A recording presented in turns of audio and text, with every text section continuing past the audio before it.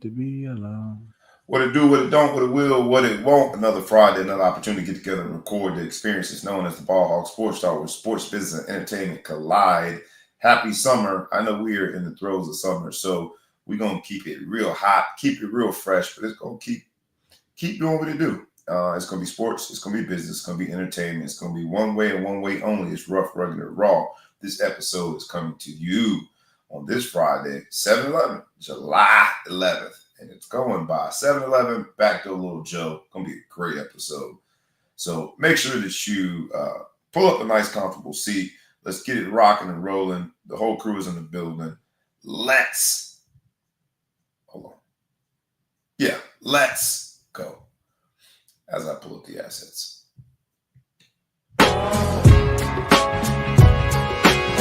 Wake up, wake up, wake up, and stay woke. Because this is the BallHog Sports Talk with your boy, B. Brown, ESQ, a.k.a. the Ball Hog, a.k.a. the Mouth of the South. This is the place where sports, business, and entertainment collide. And we're going to give it to you rough, rugged, and raw, so come get you a spoonful, like some grits with butter and salt. You know how we do it in the South, y'all. Make sure you do not get caught in your feelings. Strap on your seatbelt and enjoy the ride. Come on, let's go.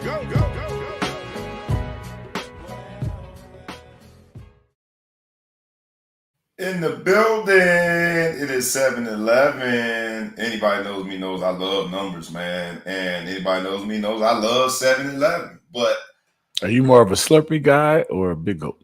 I think you got to go with a pause there. Neither. I'm going to go to the section with the sunflower Only people that had, that pause stuff, I don't think like that. Hey, man, you know, if it's coming out of my mouth, this pimp all the way strong. I coach young kids, man. I got you guys stay on your P's and Q's. That's so East Coast, though.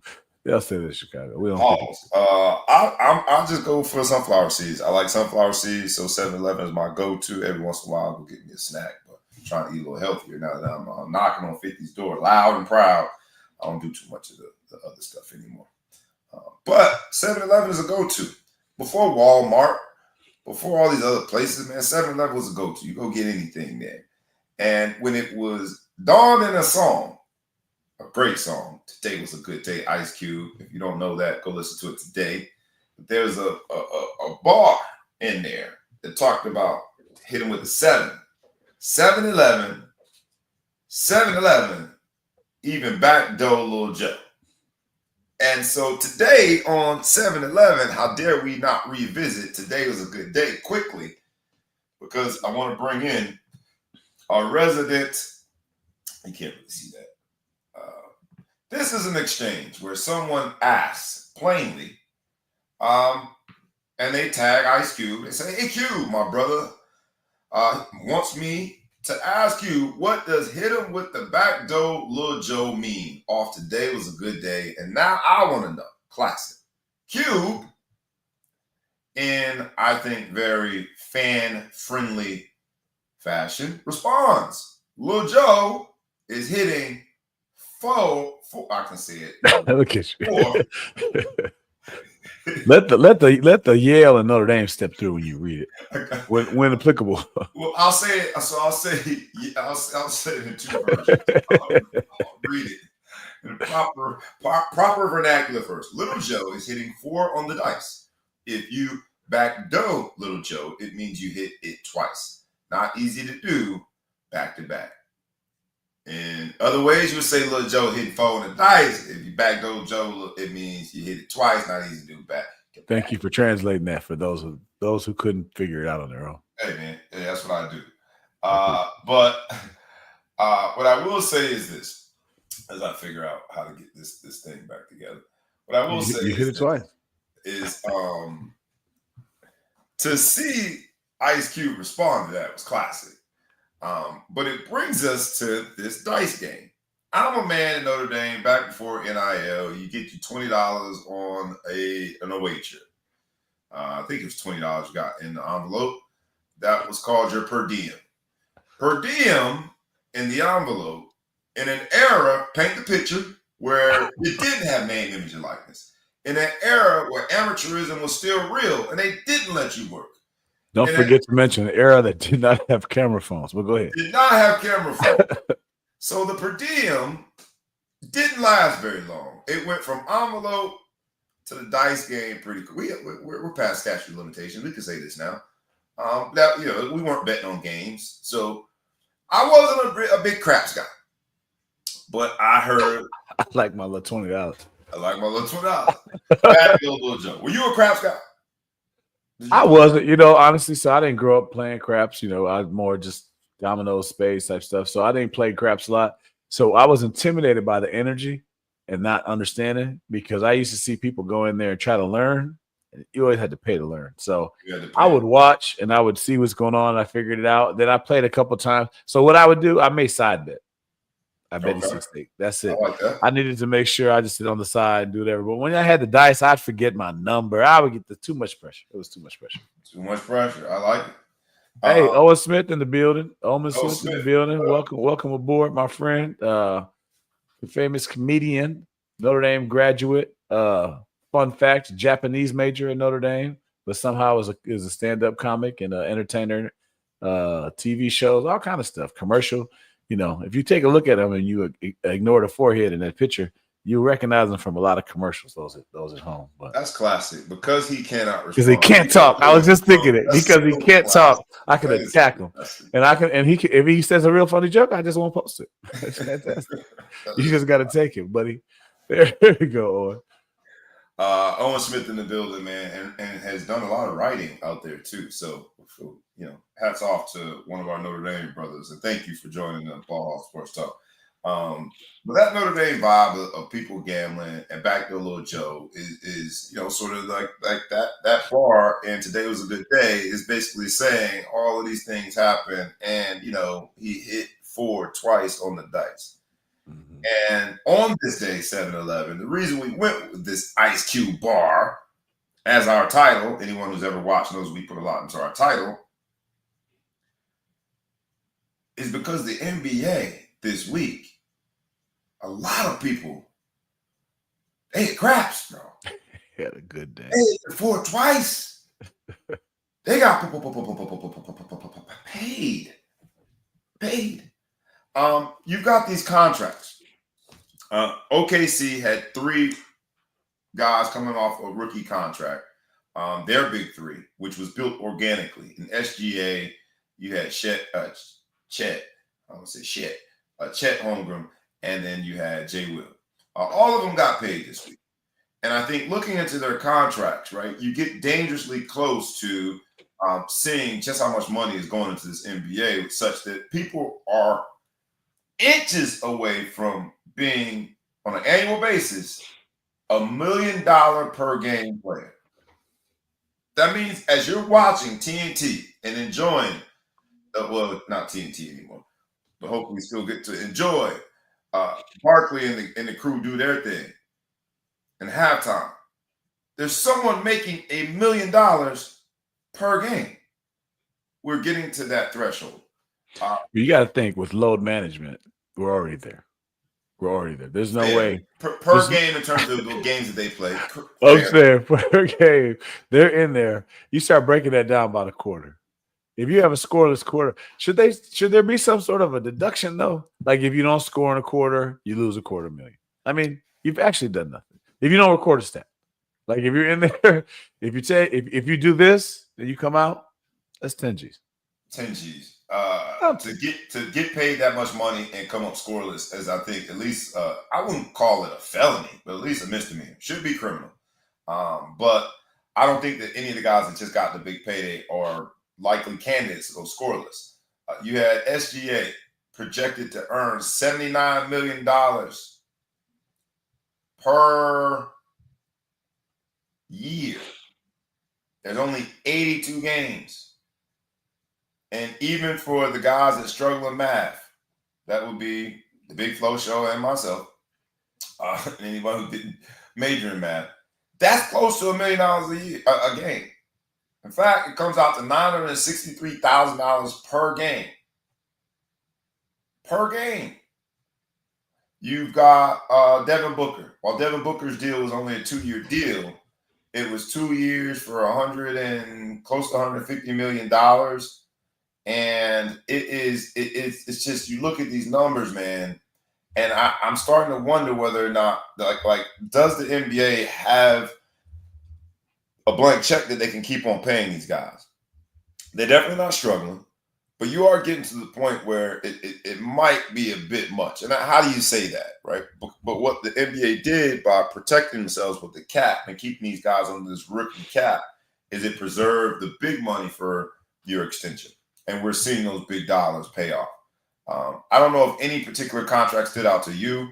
SGA, Chet, J. Will stood out. But then right after that, when SGA breaks the per year record, Phoenix says, hold my beer, and they pay D Book. I don't think there's an ending in sight. Now, that 2019 draft class only has, for an all-star, only has Ja Morant in it. So I think it'll be different next signing period where or free agency period where these guys are leaving their rookie deals. But I'm starting to wonder if there's enough money to keep on moneying like this. $1 million per game? All right, I'm trying to do the math. All right, so I just said the average ticket price is $135 for an Oklahoma City game. Let's do the math. Let me pull myself out on the fly. Let's go find it. This could let's do 137. Let's go 130. I'm gonna go the highest side possible, 137, and then the average attendance 18,000. So let's just round up because they sell drinks and stuff. So $2.5 million a game on ticket sales. Right. You go give SGA then they're half. Yeah, that's just on the ticket sales side. You got the suite. I'm just saying, off ticket sales alone, you damn near get half of that. It's just half of it.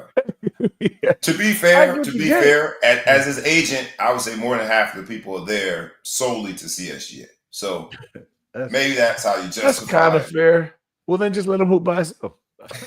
Go out there, let him hoop by himself there. Just throw out there and just go play 1-on-5. That's what we're doing. That's how he plays. Talk. Look, we were the first to talk about maybe 3-on-3 would be the way to go. Women's basketball. Look what happened. They had this unrivaled league pop up, started by players that they have equity in. You might be on to something. If half the people are there to watch it play, just put them center court, throw them a ball, let them see what. At least for part of the game. I mean, maybe for 46% of the game, whatever it is, but he gets most of the gate. He's like a DJ. He gets the gate. You guys get the bar. I get the gate. Shout out to all of those young brothers. And when I say young brothers, not just black people, because Chet is one of them, but all of these young ballers that have made all this money. That's a ton of money, man. And guys like Chet deserve to be rich because he couldn't do well on these streets if he wasn't rich. Am I getting personal? Yes. Why? He's 7 foot tall. He figured out. He's a slight 7 foot tall. He's real feature heavy though. Have you seen the way he looks? Have you ever looked at him? He's real feature heavy. He would. The way you call people ugly is like the nicest thing ever, man. Feature heavy. He don't look like nobody. That's what some people say. He don't look like nobody. But he don't favor anyone. But yeah, he feature heavy. So I always think about guys like that when I see him. Like, man, what would he do if he weren't rich? Like George Mirazan, he would still live with his mother if he wasn't rich. If he didn't make millions.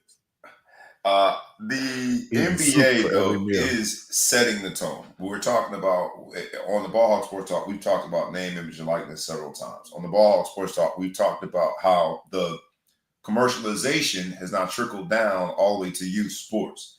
Right, we talked about ad nauseum, how like the money is unlimited, and $1 million, and someone's going to make it at this point. Someone's going to make $1 million per game, right? At pre-tax. But now, I think we all pay taxes. we all pay taxes.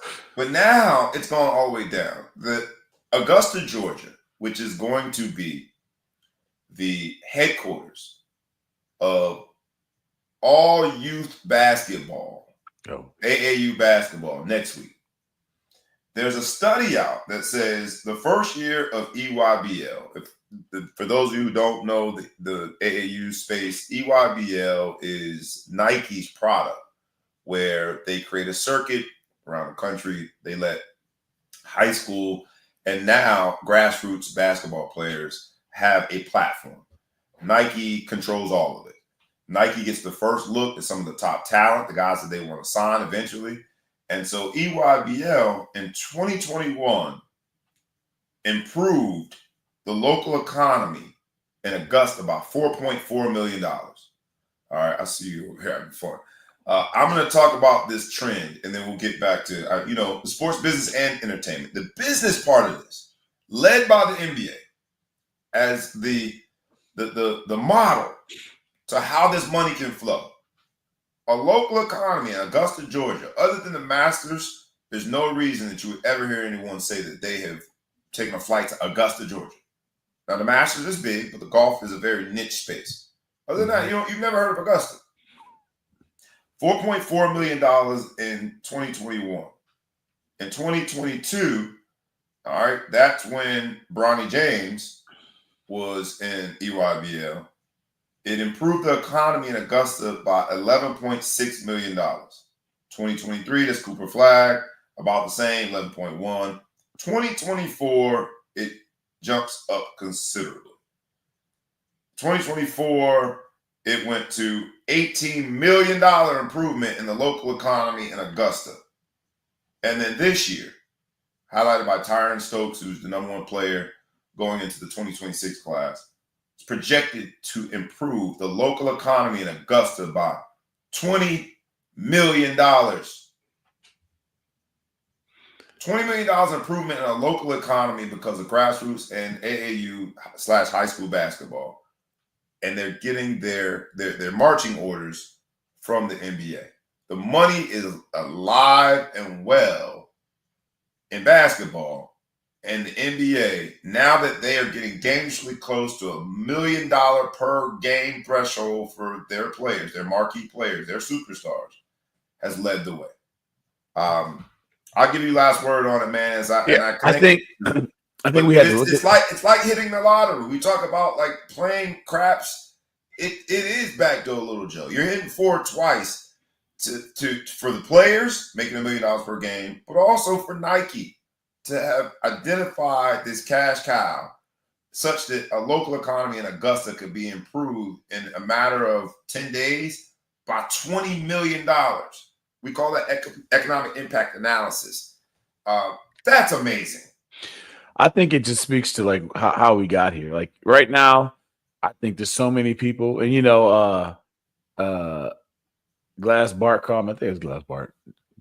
But what's up, dog? Yep, Glass. Yeah, he called me out for basically jumping on my man's physical deficiencies, his physical challenges, facial challenge, feature heavy. But anyway, and that's all in jest, obviously. But so many people are hating like on how this money, these people make all this money, and they're frustrated. You say, how do we get here? Well, it was $4 million local economy. More people wanted to come, and just like anything else, is supply and demand. It got more expensive. It got more expensive, and people kept coming. They charged more for the hotel rooms, and people kept coming. They want a little bit more for the snow cone or the hamburger or whatever, and the fries, and people kept coming. And so that's the way America has been designed from the start: supply and demand. And the demand's gotten so great. And the only thing I will say is, I'm just happy it's filtering through to the actual players and the people who are responsible, because in the past, just like the music industry or just like anything else, the entertainment was the ones that didn't make the money, and everyone just got rich. The business owners got rich on the sideline, and none of it trickled back. So I'm happy now that, at Peach Jam, you got some high school kids that probably have marketing deals already, because, at Peach Jam, somebody's going to unfortunately blow a knee or twist an ankle or do whatever, and things will be done. Knock on wood, I'm sorry, but things are bad going to happen. They take all this risk, and all these people make all this money. And I'm just happy to see some of these kids being able to capitalize on it, because there's going to be a percentage of kids that don't go further that should have. The whatever happened to guys. And we keep hearing about the stories about whatever happened to, and they end up usually in a bad place, right? Because they had a reasonable expectation of success, and they didn't even make it to college, didn't do whatever. Oftentimes they succumb to abuse or some sort of criminal activity or something, just not a great lifestyle. You never hear about whatever happened to a guy and he's just an accountant that just moved on and did a little normal life. So let's get a little bit of money for these guys. We're watching TV. We're coming out. We're staying in hotels. We're doing whatever, entertaining ourselves. And, that's how we got here. That's how we got to almost $1 million a game because they can. Imagine what the guy who's paying them is making per game. To your point, Mikey Williams, who was a viral sensation from San Diego, California, there's a new article out there that talked about basically how the mighty have fallen. Mikey Williams was a household name. He was one of the first that went to these academies that was constructed around the athlete. And here at the BallHog Sports Talk, we found that very interesting, right? This is where sports, business, and entertainment collide. He was so entertaining that he created this viral sensation. He was a marketing genius. From a sports standpoint, the purists all critiqued his game and wondered whether or not he could make it. And he is not that tall. But from a business standpoint, I think he was just on the earlier side before name, image, and likeness was institutionalized. And so he ended up at UCF after getting in some trouble, was at Memphis, and now he's going to, I think, Sacramento State. But there's this article. Don't sleep on Sac State because they're turning their athletic department around, and they paying people. Yeah, to do so it's not what most of us traditionally would think is this big step down traditionally. But from a platform to hopefully propel yourself into the NBA, it is sort of a step down. Mm-hmm. And so that's what the article is talking about. It's just how how the mighty have fallen. So I will say this, and you made a phenomenal point there, Big Flow Show. The fact that the riches are being shared somewhat, and there's a little bit more equity through name, image, and likeness is a good thing. And then the NBA leading the way with potentially, we are dangerously close to $1 million per game player, just based on the salary and the number of games. It's going to happen very soon because they're about $79 million now per game, which is. I just want everybody to know I've been in the gym. So $963,000 per game at $79 million per year. I've been in the gym. If I could pull off one contract, I'm good. I don't need to re-up. I don't need an extension. Give me a 10-day contract. What do you think 10-day contracts going for these days? I don't know. You know what I'm saying? I don't know. Remember he used to get those 10-day contracts? 10 days. For that kind of money, I figured out for those 10 days. Did you think last night, talking about the business end of it, the second highest, I think, in terms of value or price for a ticket for a Summer League game was last night? The highest was Wemby's debut. Second highest now was Cooper Flagg's debut. And who did the NBA in the Summer League make sure that Cooper Flagg went up against? LeBron James Jr. Bronny. And so it was must-see TV for those who are really interested in the Summer League. It's must-see TV for people who want to get their first look at Cooper Flagg. It's must-see TV for those who find themselves in the camp of always finding something to talk about when related to Bronny. Last night. That said, I hope you missed it. I was going to say, you watched it from the beginning to end. What did you think? Trash. It was the scientific defined term. Trash. It was so bad. I mean, it was so disappointing in so many ways. First of all, it was like a low-level AAU. It was like the consolation championship. You know what I mean? Like, yeah, just it didn't seem like there was any good players out there. And what I didn't like about Cooper Flagg, I would be nervous because I don't remember Wemby looking like he couldn't score. Cooper Flagg couldn't beat anyone off the dribble. All his shots were bad shots. He shot 21 times, had 10 points. Mm-hmm. I mean, the Bronny James didn't look good. He shot 9 times and had 8. I thought it looked terrible, man. It was embarrassing. It just everything was Mustafa says. So I was on the phone with you at the risk of telling people and divulging our conversations. I don't want to be that guy. But I was on the phone with you when you were watching, and you made almost this exact same statement. I appreciate you, my man Mustafa, who commented. Everybody who commented, I might as well say it now. Please like, comment, share, tag a friend, tag a foe, tag anyone that you know. And please subscribe to the YouTube channel and the podcast. Those who have commented already, we appreciate it. Keep the comments coming. Mustafa, who's one of our live audience members, says Summer League is adult AAU. And I think that might have been your exact quote as I'm on the phone with you last night. You said something to the effect that this looks like mediocre AAU. I kept thinking it was a stretch. it was like, this is just a bad stretch. It was bad, man. And I tried to give Cooper credit. I said maybe he's got a quiet 15 on 30. He had a terrible 10, and he had the ball in his hand every possession. And they're like, "Do you?" He couldn't beat anyone off the dribble. And I'm like, okay, these young superstars, when they came in young, they were getting to the cup because it wasn't like he was getting beat up by Meta World Peace. This is another nobody who was playing D on him, and he couldn't beat anybody off. Nobody, but not a household name. Dang. But I'm saying it wasn't like he needs to adjust. Like, okay, well, he got to the NBA. Now he's with the big boys. He's got to adjust. Yeah. You're playing against people who just came out the same level that you did. Granted, he's 18 years old, but like, if you can't get to the cup in this lack of defense type NBA that everyone's trying to say at all, when you see really the good basketball players. Yeah, the 3-and-D guy, someone who's making that big salary only everybody because of their defensive prowess. Yeah. When is it going to happen against one of them is what you're saying. Yeah, so I'm like, but you got to be able to get your shot. Most of his shots were fadeaway, off balance, and he shot air balls. Oh, it was terrible. It was terrible. I'd be worried. If I was them, I'd be worried. In real time, man, breaking news. So the American in the semi is down. Mr. Fritz is down 2-1, but it's 4-4 in what is now a very important set. Taylor Fritz. Wimbledon, gentlemen and ladies. Yeah, had to be breaking news. To your point, though, frame a little bit. To your point, although Cooper Flagg had the performance in which you've highlighted, and I think done an accurate job. I didn't watch the game, but I've talked to other people and watched the highlights. The headline for ESPN says Flagg makes, in semi-quote, winning plays in uneven debut.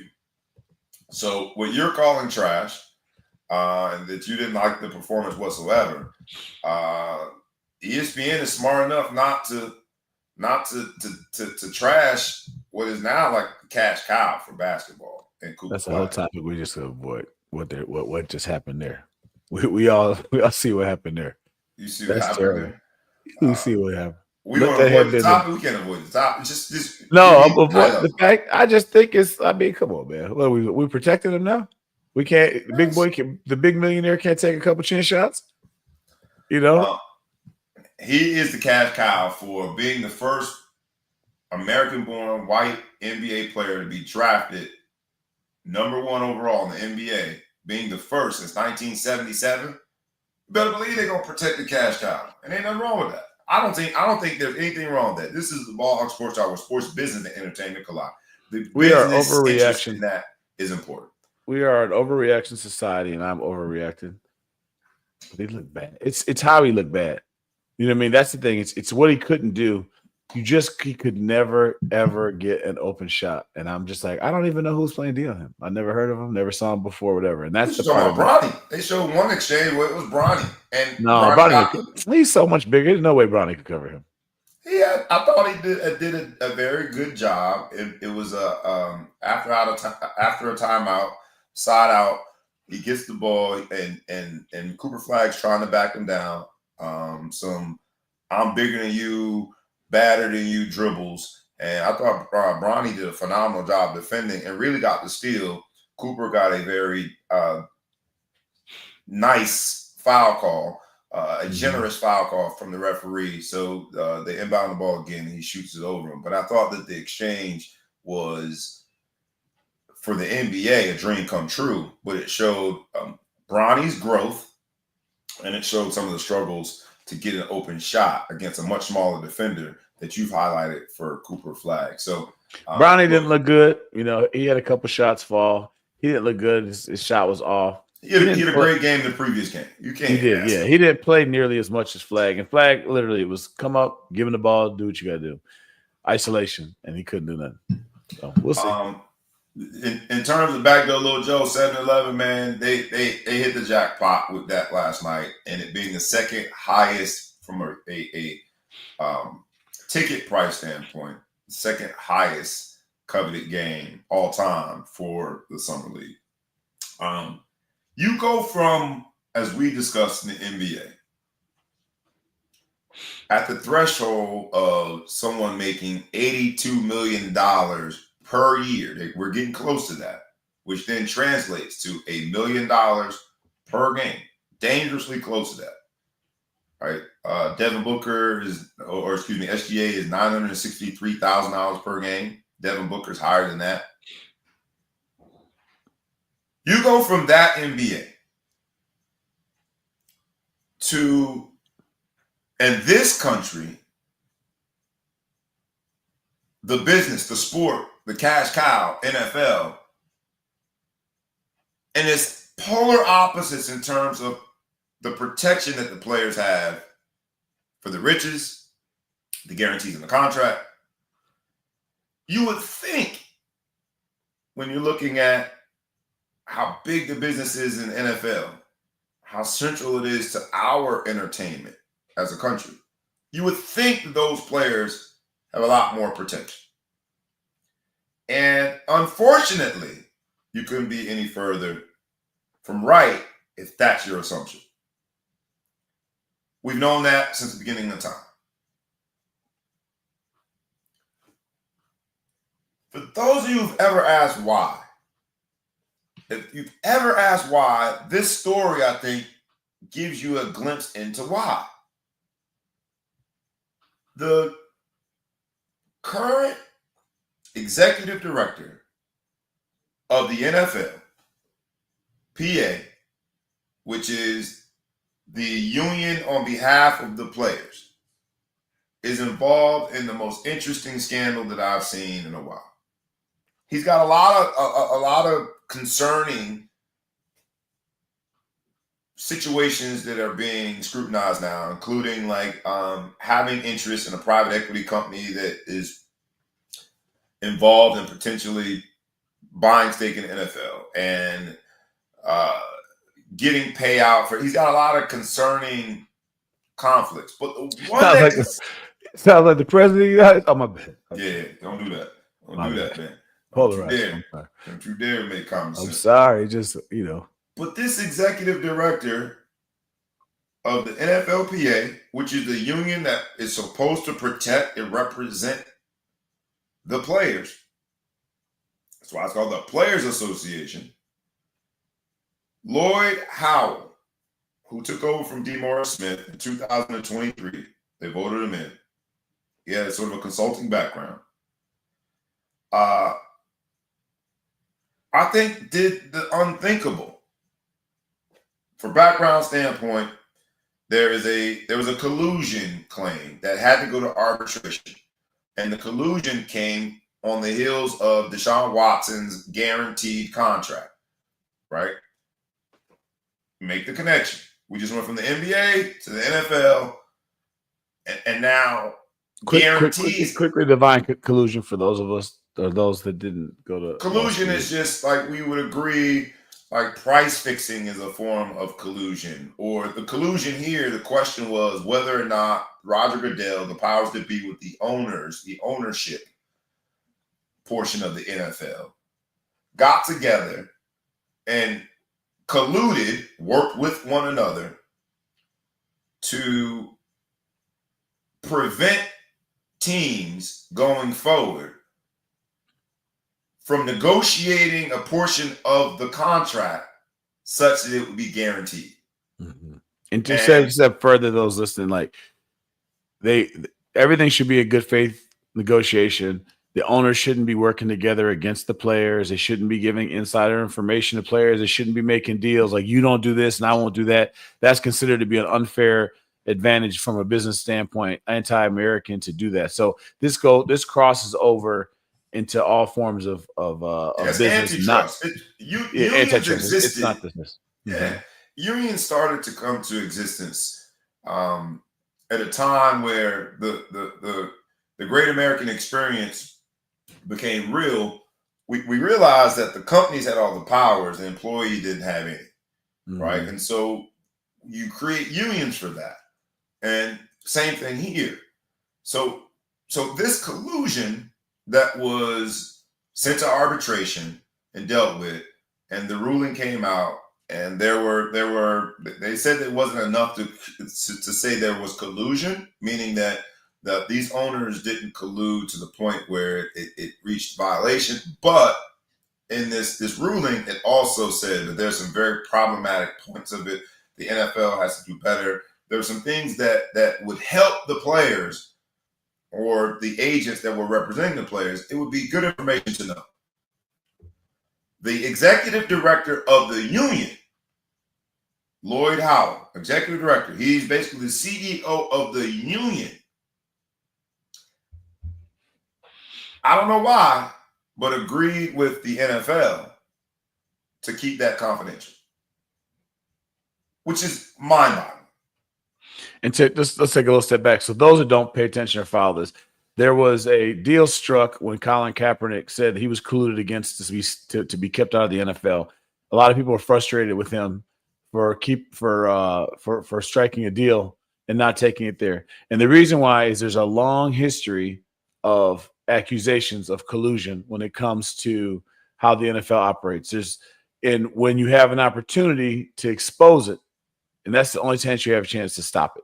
So now you have a time where I saw some of the text messages kind of when they were building the case, and they were talking about, I think, Kyler Murray and how that worked out with one of his negotiations, and they were trying to do it.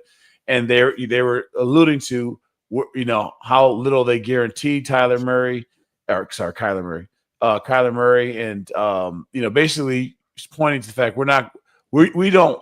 Everyone's mad at Cleveland because they gave Deshaun this big guaranteed contract. They mad at us because we're a good team. They mad at us because we're a good team. Good team. It's kind of like, for those in real estate, when someone sells a house for really cheap on the neighborhood, you're like, man, you messed the whole market up, right? Yeah. We want a comp. Give us a great comp, And so now there's comparables. That's first thing you're going to do is point to a contract. Well, you gave Deshaun, he got fully guaranteed money. So they're going to work together and say, all right, we have to make that the outlier. We have to make that something. We can't start from there.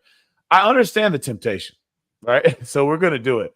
You have to know what's going on. If I own a team and you own a team, even though we're competing against each other, we both are it's in our best interest collectively as team owners and not of the players to make sure that doesn't happen. But that's not free market America. That's not how it's supposed to work. So it's antitrust, and you go through there. So just giving background for some people that don't really care. If you're not pocket watching and looking at other people's money, you may not think about it. But this was an opportunity for the NFLPA president to finally have them kind of dead to rights and show some of the dirt to make them stop, to scare them to stop. And he, for no reason that would ever benefit the people that he represents, there's no logic behind it, he agreed to keep it confidential. And that makes your eyebrow go up. Like, why would you ever do that? It's completely against what you should be, your charter, and what you should be doing. So your job is to protect the players. You don't think that this ruling, page after page after page of them analyzing whether or not there was collusion, pointing out to things that the owners did, the meetings that they had, communications that they had. You don't think this will help your players and the agents that represent those players? Because the NFLPA also is the governing body for the agents. You don't think this will help them out to avoid certain clauses and contracts, to know what to avoid, to know what to ask for? You don't think this will help them out? And you've agreed to keep this confidential? For what purpose? The only person that or entity that stands to gain from this being kept confidential is the NFL. And so for those of you who for generations have wondered why you have these two major leagues, these businesses in our country, one being the NBA that is notorious for having guaranteed contracts, this 82 million threshold that we're going to get to, $1 million per game that we are eventually going to get to, is so beautiful because it's guaranteed. Versus the NFL, that the contracts aren't even worth the money that they're written on. They are basically felonious pieces of paper, and it's a much more dangerous sport. For those of you who've wondered for years, how can you have these two major power brokers in terms of businesses for entertainment in our country, sports related, how can they be so vastly different on polar ends of the spectrum for protections? If you've ever wondered, this is why. there are example of conflicts of interest, and this just being the latest. So I hate to opine for brothers that lose their job, but having been an NFL player, having seen how little protection that we have, having heard the conversations that you're having in these NFLPA Player Association meetings, knowing that the PA rep is normally someone that's played for 10 years, you don't represent the majority. The average NFL career is right at 3 years. Yet the NFLPA rep on most teams has played for 10. How can you represent my interests? This is why. I hope they make an example out of him. I hope that we finally start calling a spade when it comes to the lack of protections that these NFL players, myself included, at one point, as a retired player and into retirement, we don't have any protections.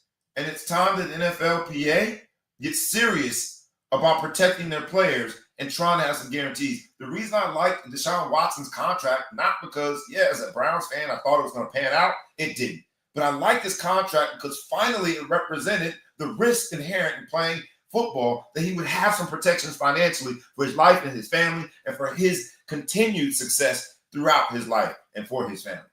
And now you look at this and it's like, what the hell is going on? How do we let this exist? So salute to the NBA for protecting its players, and shame on the NFL for its continued lack of protection for its players. It is damn near criminal. Not only do I hope he loses his job, I hope they really look into criminal proceedings against this man, because that's crazy to have that be confidential that could help so many more players in their protections. So my apologies, man, and being so passionate about it, but it strikes a nerve because I've said forever, how can you have an NFLPA, an executive director that's representing as a governing body the agents and also represent successfully the players? There's a conflict of interest there, even more so a conflict of interest now. Confidentiality agreement? What the hell? Especially because they found at the end that there was no collusion. It wasn't even like they had a punishment and then it was confident. It's like they got off and it was confidentiality. So now the only thing you have left is public pressure. So this might not be something that a lot of people care about because you're not thinking about rich people's money. And sometimes I could feel that way. But just from a business standpoint, when you look at it, and in all the power is on one side, and it's slowly chipping away. And I will say the NFL has a lot more guaranteed money than it did 5-10 years ago. There's a lot more guaranteed contracts. They're moving that way. And for the most dangerous sport where you're the most likely to have an injury that could affect your life permanently and do whatever,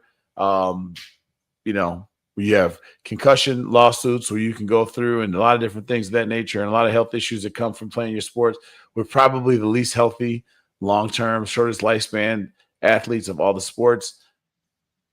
And by the way, the sport that can just screw you out of your money if you get bad. So back Doe Lil Joe. Who knew that the back door was being violated by the person who should be at the helm of protecting the players?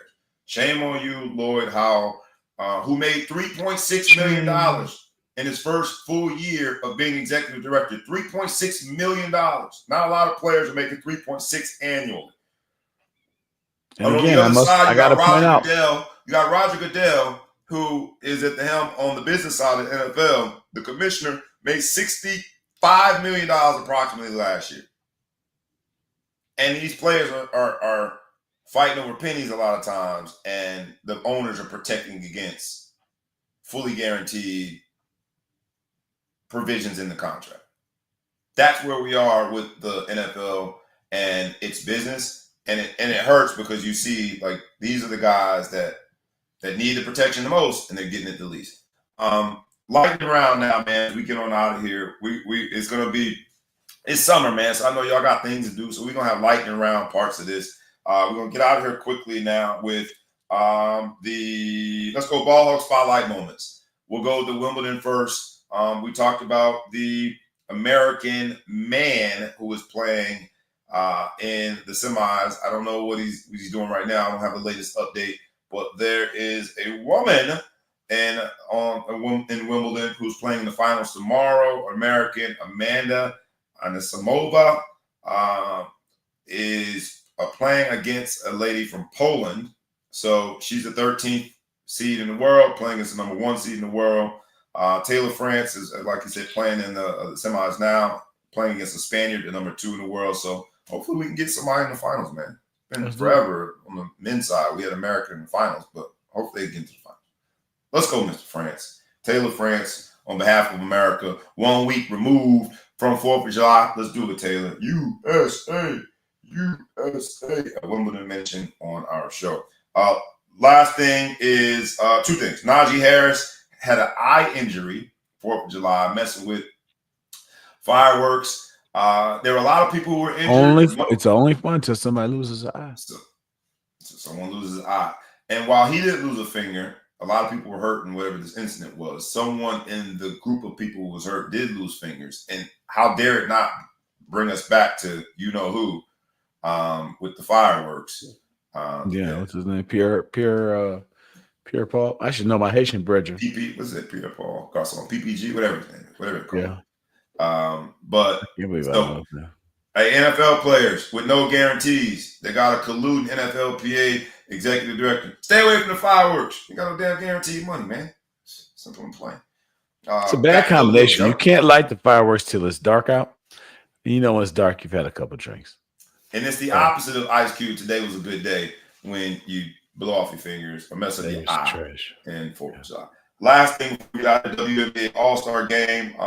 It is Team Caitlin. She was the top vote getter. So it's Team Caitlin. And there was a lot of Notre Dame representation there. I don't know if you saw the WNBA rosters. But we're going to watch the NBA All-Star game next week. And hopefully Team Caitlin comes out on top. She picked up the way it is set up. Once the vote getter, you become a captain. And the game is in Indiana. So they're trying to ride this Caitlin Clark thing till the wheels fall off, boy. The money is coming in. Shout out to Caitlin Clark, Team Caitlin. But there are a lot of Notre Dame girls or women on both rosters, including the rookie Sonia Citron. So shout out to WNBA's All-Star game. We will be tuned in. Final word goes to you, Big Flo Show. Well, we missed last week, so I didn't get a chance to pay tribute to a dear friend of mine that passed away, Oliver Gibson. Lost a long-time battle he had with diabetes, I guess you could say, and the complications that come from that. Oliver and I, those that know us know we have had a very back and forth relationship. I love the guy to death. He's the first guy to get me to do a podcast. So, it's kind of interesting to be on this platform or whatever. But as me and Oliver were, we battled. We had a podcast together for a while. Then I had one alone. And now I've been working with you now for the last number of years and settled in. But he definitely is the one to kind of kick me in the butt and get it started. But he was more than that, just definitely a good teammate. Played the same position a year apart, both from Chicago. Had a long time NFL career. And, when I look at some of the things we talked about, the guaranteed monies and stuff, he definitely didn't die down on his luck or anything like that. But, the things that you have to do to make your human body persevere in football is more unnatural than any other sport, I think is a fair comment, especially when you play on the line. The amount of food you have to eat, the way that you have to lift, the way that you have to just get yourself whatever. OG and it's very taxing. A defensive lineman, for those who don't know. He was a defensive lineman that started off as a linebacker. He was high school defensive player of the year at linebacker, USA Today player of the year. Had to gain weight to become a lineman. Then you had to maintain that weight. This guy didn't drink or smoke or do anything like that. But, you start eating. It's kind of hard once football's over to stop. And, you got family history there. And unfortunately, he and his father passed, I think, at the same age in the same manner. But sad day for me. It's going on 2 weeks right now. Those that know him will be announcing his funeral. They're going to do a celebration life. Oliver, he's very fond of himself, so he wants to do it. He wanted to do it big. So he's going to, at his high school, they're going to do a celebration life, I believe, on August 9th, just not make it a funeral environment, more of just a celebration, and let's all come out and see what's going to go on. So I'll be posting that stuff on Facebook and different things. People have been calling, asking me. I should have more details today, but let's do a moment of silence for a teammate, a brother, a friend, Oliver Gibson. One time for OG, man. I just echo everything that you said. So this moment of silence for Big Oliver Gibson.